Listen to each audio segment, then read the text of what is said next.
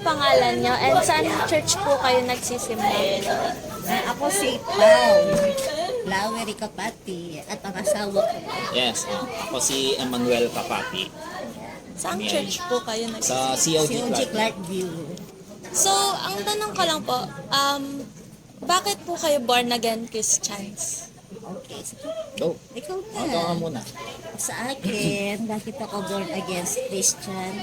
According to John 3:16, sabi nga niya, pag natanggap mo yung salvation kay Jesus Christ, that is the time you are born again. Ano na yan. And, dagdagin mo lang. Oh. Ayun nga, ano yung sa'yo? John 3:16 Chapter ako. 16, ayun, 2 Corinthians 5:17. That the old has come, the new has come. So you are now a born again. Ayan. You are a born again Christian. So bagong nilalang ka na. So you are now a new creation, sabi nga doon sa Bible. Ayan. So, pinanganak po ba kayo na born again Christian na po?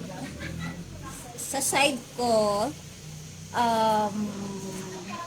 since bata ako, nandun ako sa as a Christian talaga. Pero hindi sa pinanganak. Pero siguro namulat ako when I was grade 6 na. Kasi pa ako na, kakatolik pa ako eh. So grade 6 na.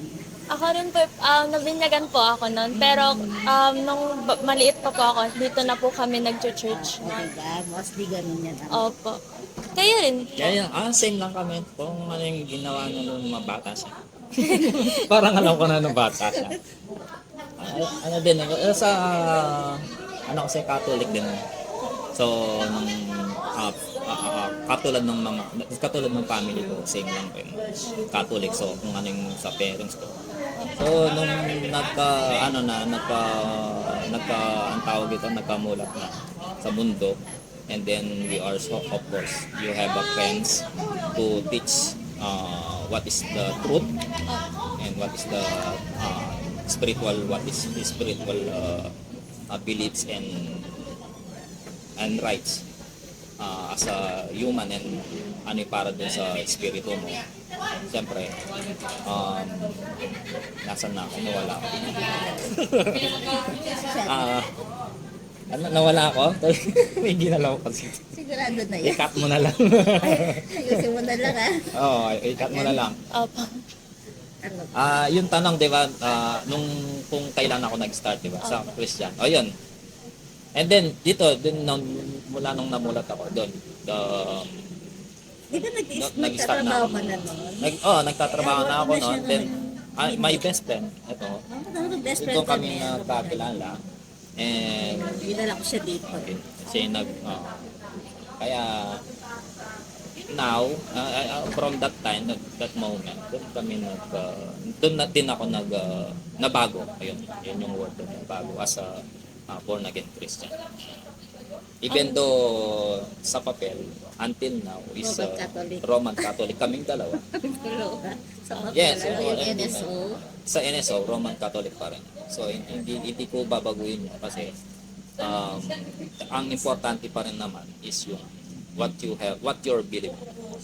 Relasyon, yun. So, as a born again Christian naman po, ano po yung practices po? Paano po yung ways ninyo? Yung sinabi kasi practices, marami kayong mga activities sa church. Like for example, may mga C2S tayo. Diba? You have to connect two souls. Second, meron din tayong mga kasi ito, reflection sa atin. Every day, kailangan natin magpalakas. Right? And being a Christian also, kailangan maging ready ka. Sabi nga, you have to take courage. In order to take courage, kailangan maging confident ka every day to be a boldness. As a Christian, makikita sa iyo yun. Ano na yan. That's our practice. Every day, kailangan may kinakain ka Word of God. Yun ang practice. Yun na. Bigay mo na lahat. So, ganun na. Nasa same bahay rin naman kami. Ganun din yung ginagawa. At the same time, kami, bali, may Holy Spirit ang namin, katuwang namin. Every time na we are not in good mood, yun ang isa sa mga advantage ng Christian if you know Jesus Christ. So, ang last question ko naman po, as a born again Christian, ano po yung mabibigay nyo na advice para po sa mga tao na nagkakaroon ng pagsubok ngayon? Every ganyan na situation kasi, we are always looking for a word. Siyempre, every time na you have a problem, you need to seek the word. And every problem nandun sa Bible yung solution naman. Always yung ano diyan is yung love talaga.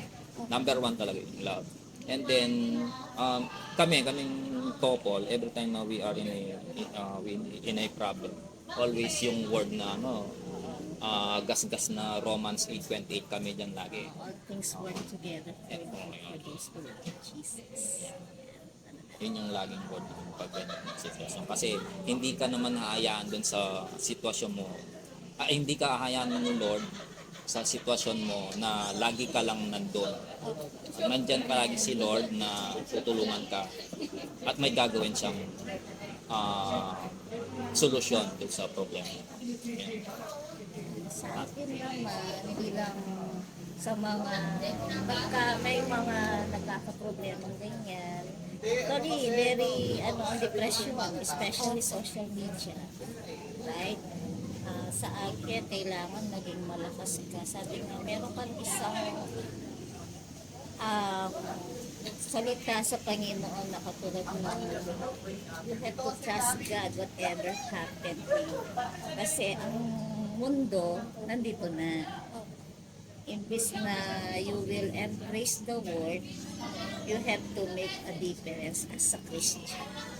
Every time na nandun ka sa mundo, remember that you are a Christian and you are a testimony of Jesus Christ. Yun ang ano.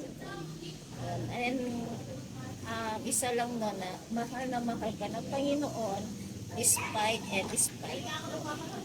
Ano man ang pagkatao mo, nagkamali ka, nandiyan ka, mabait ka, nandun ka hindi ka mabait, still God loves you.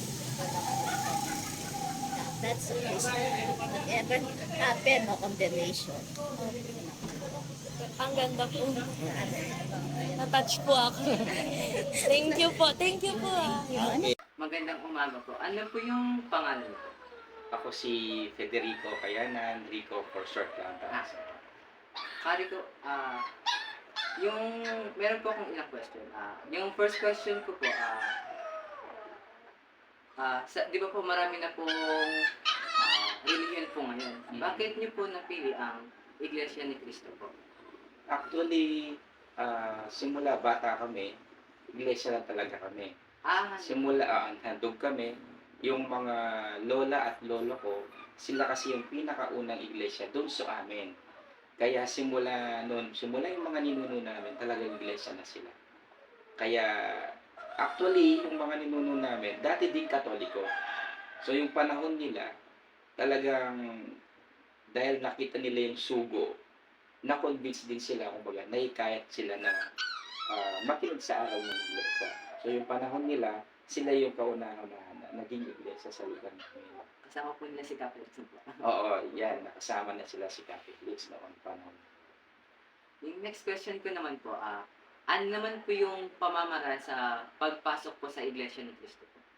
Sa pagpasok sa iglesia ni Cristo, kailangan dumaan ka muna dun sa tinatawag na 25 lessons. Yun yung tinatawag nating doktrina.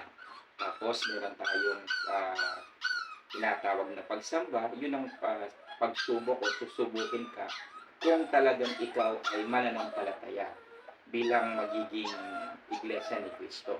Walang sa pilitan, dapat nasa pananampalataya yon para makapasok sa iglesia. Yung next question ko naman po, ano naman po yung practices na ginagawa niyo po? Para sa pagsamba. Opo, or para po pag ano po, kunwari po nagpapanata po tayo para tandaan yung mga practices na. Sa iglesia, meron tinatawag natin panata. Panata na kung ano yung gusto natin na hilingin sa Diyos, kailangan natin pagpanata yun. Siyempre, hindi lang pwedeng panata lang o panalangin. Kalakot din yung gawa, yung paglilingkod sa Diyos, para kung ano man yung pinagpapanata natin, isibiti pagkakaloob yun. Tapos po yung next question ko po, ilang taon po kayo nag-doctrine po? Ako 12 years old, nagsimula na magpadoktrina. Kasi yun naman talaga yung dapat na edad sa pagdodoktrina para makaanib talaga sa iglesia. Kasi iba-iba yung edad na pwede tayong pumasok sa iglesia. Kasi ang bago ka bautismohan, dapat nasa hustong gulang ka na. Simula yung 12 years old para lahat ng bagay ay kumbaga naiintindihan mo na sa edad na yun, simula sa edad na yun.